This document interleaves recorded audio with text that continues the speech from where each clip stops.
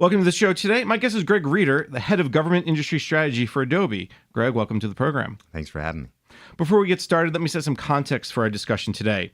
The public satisfaction with the federal government is growing. Just look at the 2016 report from the American Consumer. Just look at the 2016 report by the American Customer Service Index, or ACSI. It says citizens are happier with federal websites and the services they provide more than last year than at any other time since 2012. Survey respondents credited the improvements around things like timeliness and efficiency of processes, as well as the clarity and accessibility of the information received from agencies. The biggest increase came from the quality of federal websites. ACSI says the increased importance of e-government to the delivery of services across the federal government is one reason to explain the citizens' greater satisfaction with the government in 2016. When you talk about cabinet agencies, the Departments of Interior and State scored the highest on ASCI's index, while the Treasury Department was by far the lowest scoring cabinet agency. But customer service is more than just getting good scores in surveys. It's also about streamlining data and transactions, developing metrics and tracking them, and improving online services by making them mobile friendly and taking advantage of new and emerging technologies like artificial intelligence. The technology and data are central to understanding the customer journey. So how do all these things fit together? Well, Greg, that's why you're here. Again, Greg Reeder, the head of government industry strategy at Adobe. Greg, let's just start at the beginning. Experience of the user, of the citizen, of the customer is so important. What's happening in that area, and are things improving? Well, I think in your introduction, you talk a lot about different types of metrics, different things that are going on, satisfaction that's increasing. The basic trend of all those things is the experience itself. And so with Adobe, one of our taglines is changing the world through digital experiences. And when we talk about that from a government perspective, we talk about the law of expectations, right? So we have Moore's Law, which talks about the computing power that doubles about every 2 years. But when we talk about experiences and expectations, at Adobe, we figure the consumer or the citizen's experience doubles about every year. I mean, think about it. Just today, we want all-day breakfast from McDonald's. We want to be able to do our banking online. We want the airport to know who we are when we check in. We want everything to be seamlessly. Our credit cards should be accepted everywhere we go. It's all about that experience and the expectation that we have.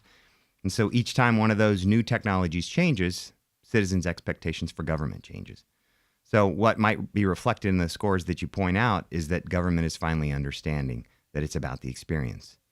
So if we look back from how things have changed, government and business used to be on par back in the 60s, back in the back office days. They found a better way to take that physical placement of the inbox, of having somebody work on something, and now they could put it online. They made the back office more efficient, and they made the front office more efficient so they could talk to customers better.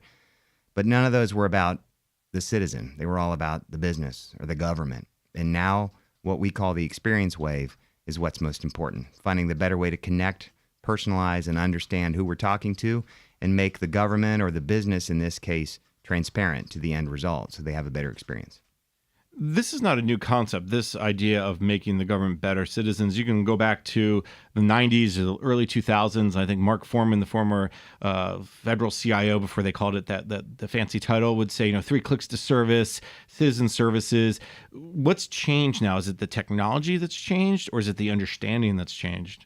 I think it's both. I think with the add of new technology, the speed of the transactions, the ability to use analytics and predictive algorithms to understand people better raises the bar on what people expect to be able to get. And it raises the opportunity for savings in the case of the government. If you can make a more interactive, a more responsive, a more advocate, loyal citizen, then you'll have better outcomes, you'll have better data, you'll have better responses. People will pay their taxes online. They will do what they're supposed to do to be good citizens, and the government will have efficiencies as a result.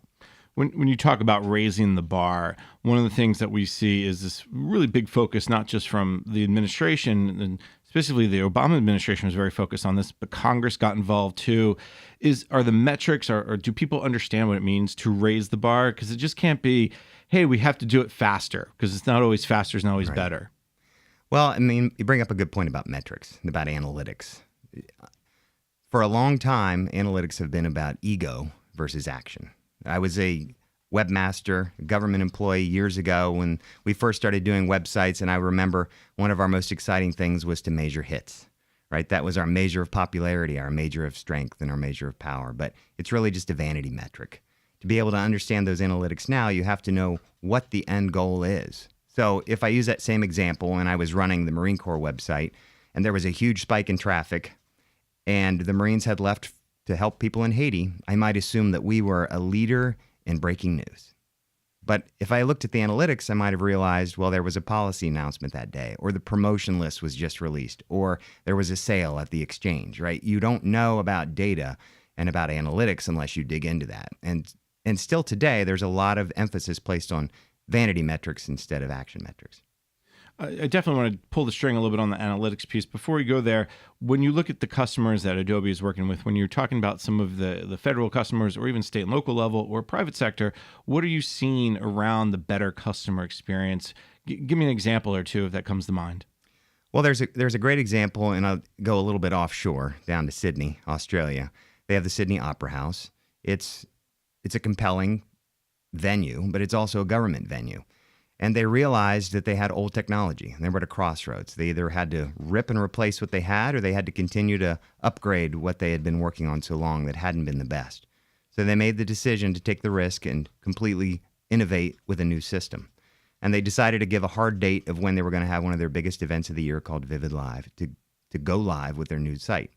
So they launched the new site based on new digital technology that Adobe helped with. Within the first day, they sold $2 million worth of tickets. They had an 87% increase in response rates.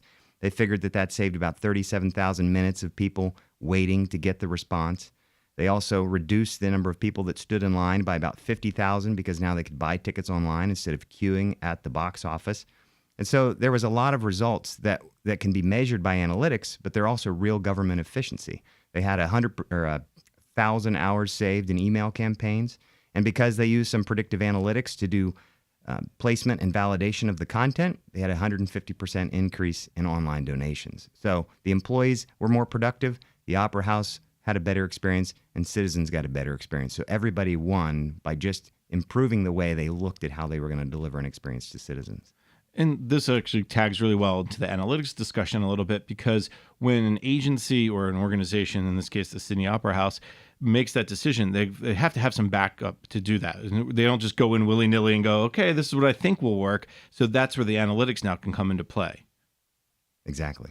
And when you talk about the analytics, they have to be pulling from somewhere, right? They know that there's a problem. They know people are dissatisfied. So you have to understand the problem, right, before you get to the answer. Where does the analytics play to help understand the problem? Is maybe the more poignant question. Well, it really depends on what problem you're trying to solve, obviously. But analytics can go in so many different ways. Most people think about it as web analytics, hits and what kind of mobile device is requesting it, what region or state are they coming from, how long do they spend on a page, all of those typical analytics. But it can go even deeper. It can go into the actual object itself, into the image itself. Another good example is the World Bank, who produces reports at one might consider a pretty big cost, so they can help with policy and debate. And so they finally decided, well, we should probably take a look into, is anybody reading our documents? And there was an interesting article, I think it was in the New York Times, but it pointed out that they did their own study and their analysis once they started tracking the documents, that about 30% had never even been opened of their reports. About 13% had fewer than 250 downloads in their entire lifetime. And about 40% had only been shared a couple hundred times.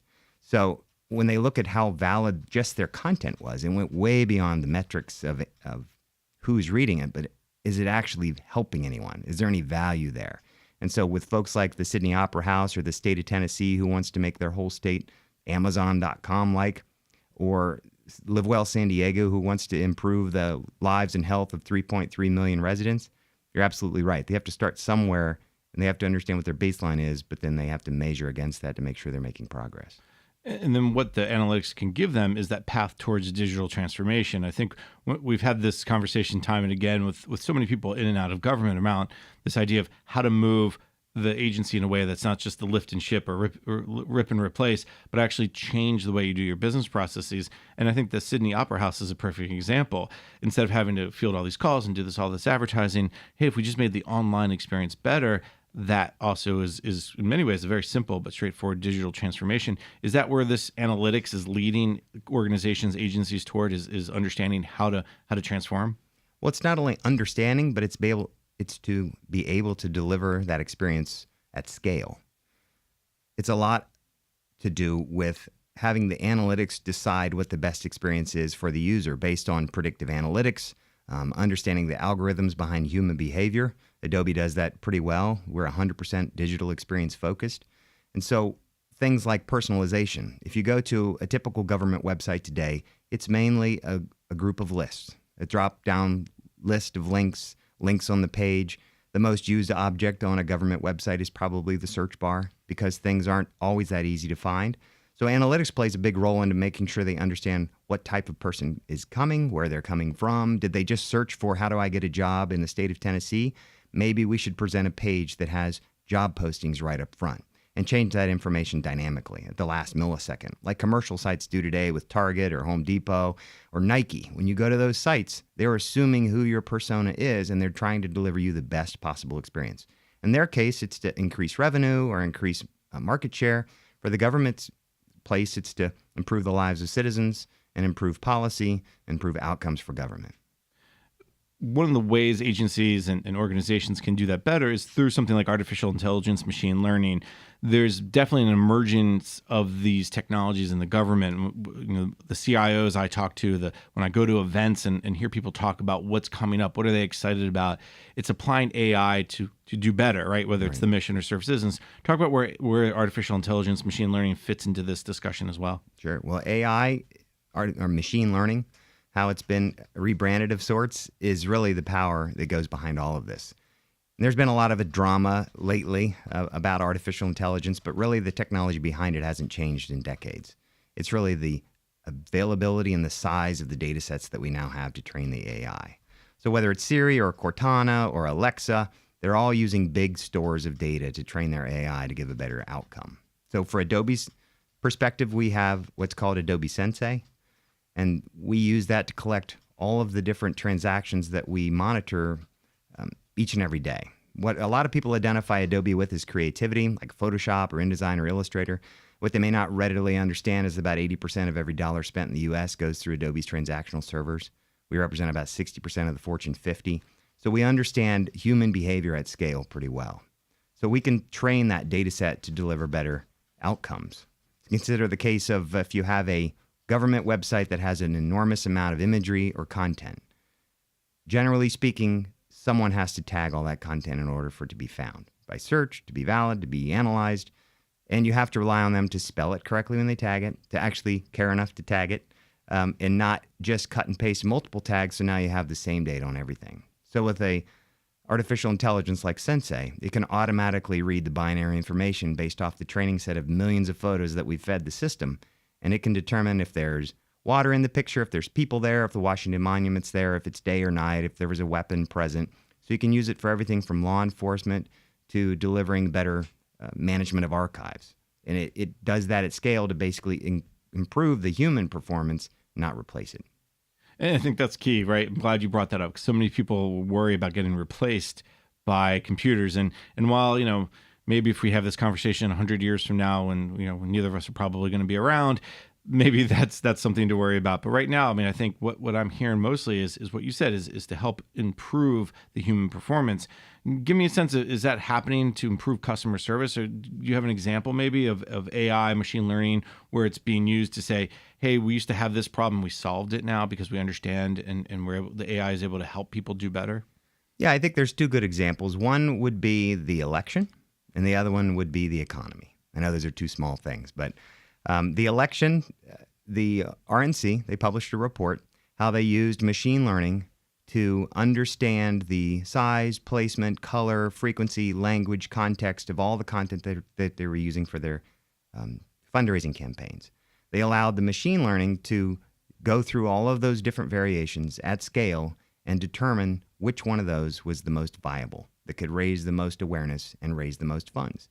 They immediately saw an 87% increase in online donations by allowing the machine learning to determine what the best possible placement, whether it's a green button, a red button, did it say donate now, or did it say I'm concerned, whatever that might be. Machine learning allowed them to perform much better as a team because it could make the decisions faster based on real data, not just human assumptions on what people might like.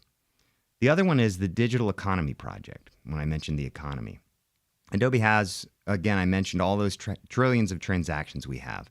And now we can predict things like consumer price index or housing index or job index faster than most national governments can. UK, for example, at their Office of National Statistics, they capture about 180,000 products every year and produce a report. Adobe's project captures about 100,000 products in the UK every day. The Consumer Price Index right here in the US, bi-monthly, surveys about 85,000 different categories. Adobe's Digital Economy Project does about 2.5 million categories every day, and it produces prices on each one of those products, which the Consumer Price Index doesn't. So you can immediately see information on trends to be able to better price your products, better understand the labor market, better understand election outcomes, all which make you better performers as people by using machine learning in the background. Great examples. I think what we're seeing is this understanding of the technology, the data, all coming together to serve the citizen better. So on that note, we're going to take a quick break. When we come back, we can continue our conversation.